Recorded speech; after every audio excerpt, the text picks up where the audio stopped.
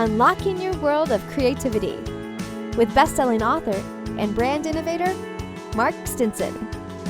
This episode is brought to you by White Cloud Coffee Roasters, where every bean tells a story of adventure.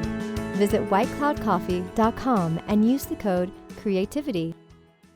Welcome back, friends, to your world of creativity, where we travel around the world. We talk to creative practitioners who are turning ideas into impact. And today I'm so glad to be stepping into the studio with a guest who's going to explore what it really means to trust yourself, to dismantle some of your habits, to make braver.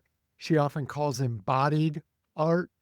Welcome, please, choreographer, director, educator, and now author, Alexandra Beller. Alexandra, welcome to the show. Thank you so much for having me. It's going to be a great conversation, as we said, about dance and creativity in general. Your teaching certainly spans Princeton University and beyond. You've been off-Broadway, you've been in regional dance performances, but you're also blending your practices with some somatic work, rigorous embodied inquiry. I love this idea of creative freedom. Let's start with the book a little bit and talk about your creative practice. Clearly spending decades in the creative process, but what inspired you to write a book about it now? And what do you hope artists take away from it? You say now, but I've been writing it for 10 years. Of course, that's... I have developed quite a consistent practice of coaching and facilitating artists to make their art, as well as me making my own art. And a critical response process, which is Liz Lerman's method of giving feedback, I found myself mostly asking artists questions rather than giving them advice or in any way trying to shape their work according to my vision. So I thought, and I noticed often when I would be in a group of artists and I'm talking to somebody about work they've just shown, ask a particular question, and you could just feel the room change, like people's posture straightened up, or somebody would have a little gasp or the eyes lit up, but you'd hear somebody go, "That's it." And I'd say, God, these questions are so useful. I wish that I had all of these questions when I was a younger artist. And I thought, well, I should start writing them down. So I just started writing down these questions.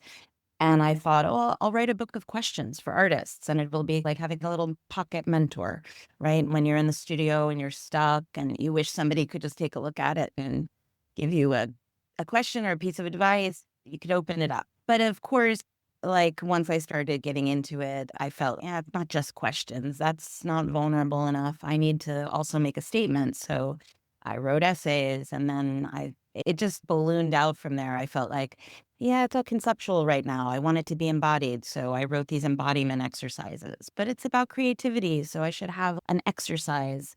So then I made an exercise. Oh, but I want them to. Then I made a score and writing prompts, and it just ballooned out to where it is now. So the book is entitled The Anatomy of Art. And the nice thing is, at first I thought this is going to be great for dancers or choreographers or performer, but it's really for all aspects of creative life. As I looked at the chapters anyway, time, space, meaning, relationships. I could go on and just read the table of contents and get inspired. But this inquiry method that you're talking about, maybe you can share how you really think about that for all kinds of creativity. I think that we are repatterning from a lot of coercion that we experience in the world, whether that's like bureaucracy or the education system, misogyny and systemic racism. We're repatterning from a lot of ways that we have been shuttled and coerced into believing a certain thing or acting a certain way or looking a certain way. And as artists, we're no different. So there is an undoing that I think needs to happen to bring more autonomy and sovereignty to all of us in a lot of different aspects of our life. I'm focused on how I communicate and how I communicate with artists in particular. And so a lot of more traditional feedback methods really was, you might call it like an advanced seasoned artist, somebody with a lot of experience under their belt, giving advice to a more emerging artist. And essentially the advice was often, this is what I would do. But I think it's a kind of hubris, and I think it's a trespass and even a violation of that emerging artist's selfhood and sovereignty to say, I want you to make this piece of art that I want to see. Who are you? It doesn't matter that you are an experienced artist. Go make your own art. What is this artist trying to do? What are they trying to say? What are their values? What's important to them? And so I have to ask a lot of questions, because if I don't ask questions, I'm assuming the answer to all of those things. And there's no way for me to know. Doesn't matter how much experience I have, how good an artist I am, how long I've been teaching. I cannot know the answers to those things without asking, any more than we can really understand each other as humans without asking questions. So I think questions are the most useful tool in the kit. And maybe that curiosity extends to the contributions I read about from other voices like Anne Bogart and Deborah Hay, their perspectives, and perhaps continue on this thought that they're not providing advice or what I would do, but rather maybe this is what they asked themselves, or this is what they experienced when they didn't ask themselves. I've been there. I wasn't curious enough. Oh, exactly. Yes. Plenty of the memoirs in the book are about failures that I had and, how it made me learn something. No, absolutely. I think that there is, of course, something that you gain by being in a field for decades. And I'm not saying that these relationships are without some kind of offering from a more seasoned artist, but I think the offering is often in pattern recognition. The chapter titles you read out, and then later process, fact, faith, context and culture, communication.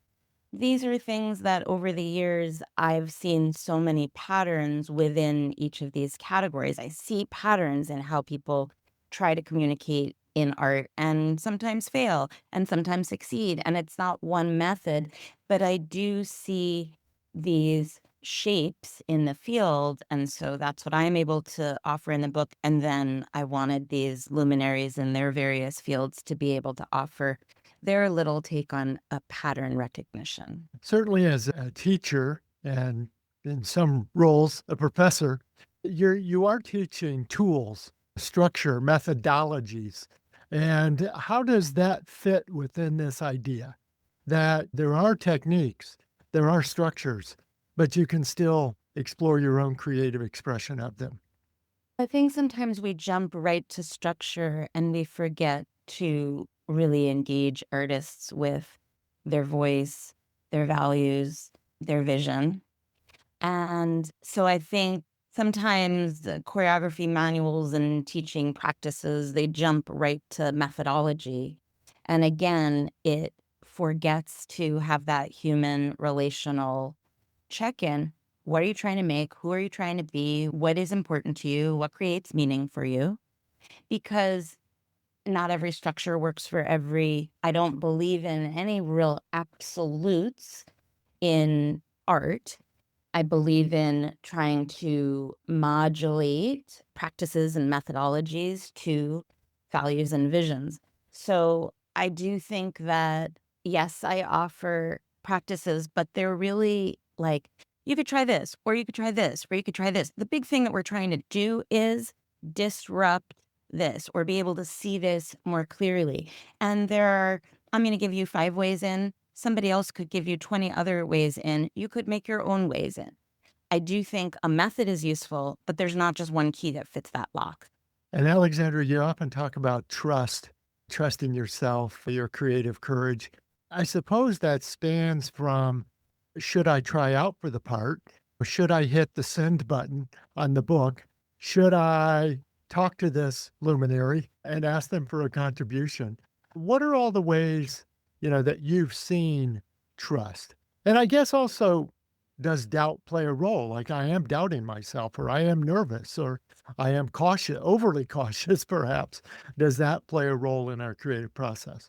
100%. I think it's quite a personal ecosystem around your own knowing of yourself where, like, where does doubt come into my process? And does it have a pattern? Does it come in at a certain point? And is it trying to tell me a particular thing? And does it ask me for something like slowing down or using more analysis or using less analysis and more instinct? And I think we all have our own ecosystem around our architecture of faith in ourselves, faith in art, trust in ourselves, in our collaborators, in the power of art in general. And so that is something that I take readers through to try to start to map your own ecosystem around doubt, faith, trust. How do these things function for you? For me, I know that every single piece I have ever choreographed, I hit a point, and it's usually for me at about the 3/4 mark. And that includes if I'm spending a year and a half making it, it's at that 10, 11 month mark. If I'm spending a week making on it, it's day 3. But somewhere around that point, I always invariably hit a moment where I say, I have no idea what I'm doing. I don't know what this is. I don't know why I thought this was going to be good. This is going to be terrible. And I have a huge doubt moment. And of course, the first 10 or 12 are torture. Now I just hit it and my partner laughs at me and I'll say almost jokingly, yeah, I have no idea what I'm doing. It's going to be terrible. And he's like, great. But it does point me to a certain moment in my process where I need to zoom out. And so for me, doubt, particularly doubt at that 3/4 mark in that arcing narrative, what's the big picture, often says you're too zoomed in. You need to pull back. You need to remember why you started this. You need to take stock of what has actually happened that may have brought you to a new path and you're still trying to tread on your old path. You may need to reorient back to your old path. But usually doubt at that mark for me is a signal that I need to zoom out, step back, look at the big picture, and contextualize. For other people, doubt might be a moment where they need to slow down and look inward and say, oh, I think I'm having some feelings right now. Fear, maybe I'm scared of what this piece means or what it's saying or how revealing it is, or I'm scared to put myself out there. So it might be like doubt tells me I need to slow down and have a pretty personal, intimate conversation with this inner critic that's been talking in my ear. Doubt might require for somebody going more into instinct, for somebody else going more into critical thinking and analysis, right? Because maybe doubt is like, something is not working and I'm not sensing it, or I'm sensing it, but I can't see it. I need to like really pull this apart seam by seam and examine it in a really analytical way. I've been in instinct mode. For somebody else, it might be like, I have all the pieces are in place. And so I don't know why it's not working. I have every T is crossed. Okay, maybe you need to go into instinct more. You need to just sit with it. Maybe you need to listen to it with your eyes closed. Maybe you need to watch it with no sound. Maybe you need to bring somebody else into the room, free associate about it. Yes. And you're really this balance of structure and freedom that we keep seesawing about here. I have been in meetings where creatives like, it's not ready, so we're not going with it. But on the other hand, deadlines, the show does open on Thursday. The applications are due on Tuesday. The test will be on Wednesday. And the editor expects your draft back Monday. on Monday. And so, yeah, there is a role that those play, right? Yeah, absolutely. And in my case, the podcast will release Monday morning at 7:30. Yeah. I mean, So, somehow the show goes on is what yeah. I'm asking. And does that play a part in just push through your fear, or do we have to approach that a different way? I think I wouldn't use the word push through your fear. I definitely think there are moments to take more or less stock of it and put stock in it. I give this example sometimes in like when I'm teaching somatics and I'm really in a physical practice and we're working on something, and I can tell that something that I've offered physically feels fast for somebody or fast for the whole room. They're all like, oh, this doesn't feel like it's working with gravity. I don't not, it's too fast. And I think that there's a remarkable opportunity in that moment. I always like these moments when we can learn something physically that has a much broader, more expansive ramification. If I'm talking about boundaries and control and we can practice it through a walking pattern or a way to touch, I feel like for me that's the best way to learn it because you're learning at this cellular level, something that in talk therapy might take you 5 years of CBT to ingest. Your body's, oh, I don't have to use force to use control. That's like a physical certainty, right? I can thread a needle with control. That's a physical action I'm doing. I'm practicing using control with a very light touch. When I'm threading a needle, I can move the same way. I can practice a light control. And that will affect how I have conversations with people. So that's the container for this thought. Sometimes I see people and it feels their bodies are saying, what you've made is too fast. And of course, that's something we face that you're describing in the real world all the time. The deadline's too soon. The opening is too soon. I have to get this done too quickly. And what I remind them of is I can take a bucket, fill it with sand, and I can tip it over and the sand falls out at a certain rate. And that rate's not going to change. That's the velocity based on the properties of gravity and weight, etc. But of course, I can take that bucket of sand and give it a real hard shake and turn it over really fast and dump the sounds. And the sound's going to come out faster. Gravity has not changed. The amount of sand, the weight has not changed. But the force that I've put behind it has changed. Or I can take that same bucket of sand and do a very slow tip and the sand will trickle out. Again, gravity, weight, etc. haven't changed. But what I'm putting behind it has changed. And so sometimes we face these moments where we feel like the task is not possible. And I think it's generally always possible, but it does require that we modulate our input into it. And sometimes the weight that we're putting behind it needs to change. You've got another great word and a term I wanted to ask you about. We've been talking about bravery and trust and so forth, but you often talk about staying porous. That when you're struggling with burnout or the fear of not being enough or the pressure or that gravity that you were just talking about. But there's a term, staying porous, that you've used. And I wonder if you could describe that a little bit. Yeah, I think boundaries are beautiful things, and I support everybody in figuring out what kind of boundary, which is how much I let things in and how much I offer out into the world, how much works for them in any given situation or with any given person. And then I think sometimes we spend so much time controlling the way that we enter and exit the world and the way that the world enters and exits us. We spend so much time moderating and controlling that boundary that we can forget sometimes that there can be an ease to receiving and giving. And of course, we do this with every half of a breath. We take the world in through our nose and mouth, and our body at the same time. As we take the world in, our body expands out into the world on that breath. And then we exhale and release ourselves, offer ourselves into the world, and the body physically retreats, gets smaller. And even each half of a breath, there's both an inner and an outer experience. There's a give and a take, an offering and a receiving. And I think sometimes we can forget that this is a natural biological process by which things enter and exit us without our controlling them. And that it can sometimes be easy, and it doesn't always have to be thought out and controlled the way we relate to the world. And we can move and dance and be a little freer sometimes when we've entered a safer environment. So good. Listeners, my guest is Alexandra Beller. Alexandra, where can we find you, learn more about your work, and of course, the new book?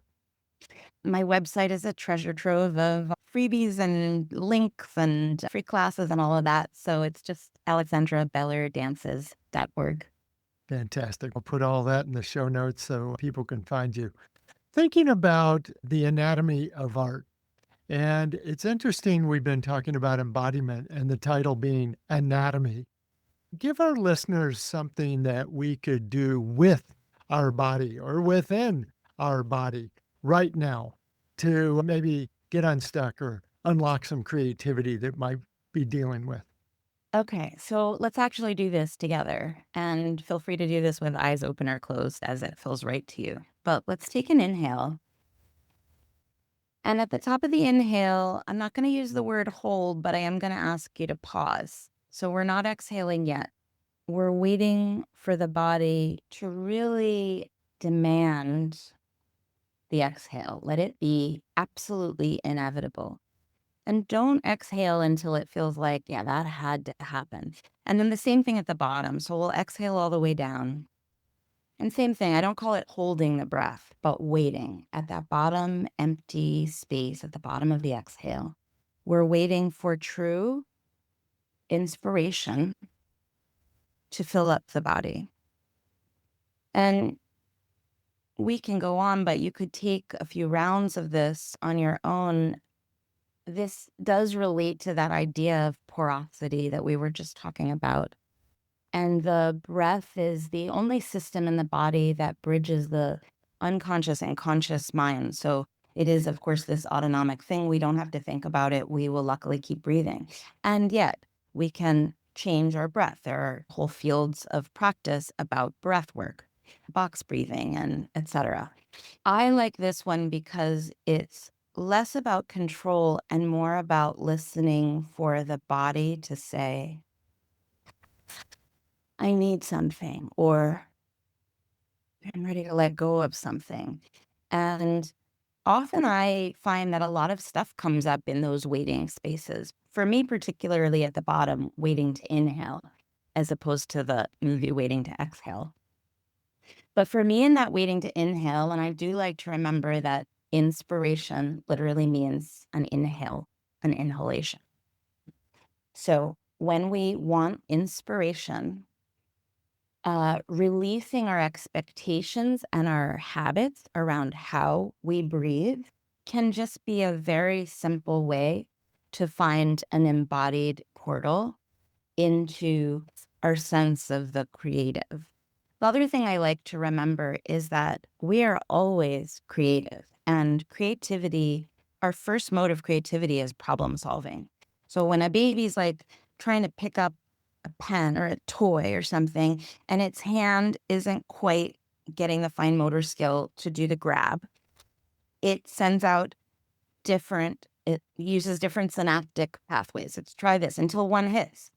And then it's, oh, that gave me that dopamine, that gave me that rush of, that's it. So it tries it again, and it tries it again, and it tries it again until it becomes a habit. And that's wonderful. That's how we learn. And then, of course, sometimes our habits go beyond their usefulness, right? And we can be in a certain relationship where we have to habitually be careful of the words we use because we're with somebody who's volatile. And then we get into another relationship and we find ourselves still being careful. And they're like, why don't you just tell me what you mean? Why don't you just tell me how you feel? And you're like, because it's dangerous. It's not dangerous anymore, but your body is still holding on to that pattern of it's dangerous to speak freely. In both life and in art, I think gaining habit and also looking at and shedding habits are both really important parts of the process. And breath is a place where we can physicalize and make conscious choices around both ends of habit, like interrupting our habits, but also noticing our habits. So good.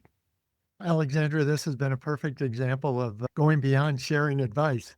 Here's a tool, you're going to breathe. So why don't you breathe a little more, consciously, a little more deliberate. So I appreciate you sharing the experience. Yeah. Yes. Listeners, my guest has been Alexandra Beller, choreographer, director, educator, and now author of a great new book, The Anatomy of Art, coming soon this summer. Alexandra, I can't thank you enough for being on the show. Thanks so much, Mark. And listeners, it's been just such a great conversation about the body as an intelligent, creative, body, yeah, and trusting that practice and using discipline, but also enjoying the joy and freedom that it brings. Alexandra, thanks again for being on the show. Thanks for having me. And come back again next time. We're going to continue our around the world journeys. We've stamped our creative passport in Brooklyn, New York today, but we'll continue our journeys talking to creative practitioners about how we get inspired, how we organize ideas, and of course, how we gain the confidence and the connections to launch our work out into the world. And that's what it's all about. So until next time, I'm Mark Stinson, and we'll keep unlocking your world of creativity. Bye for now.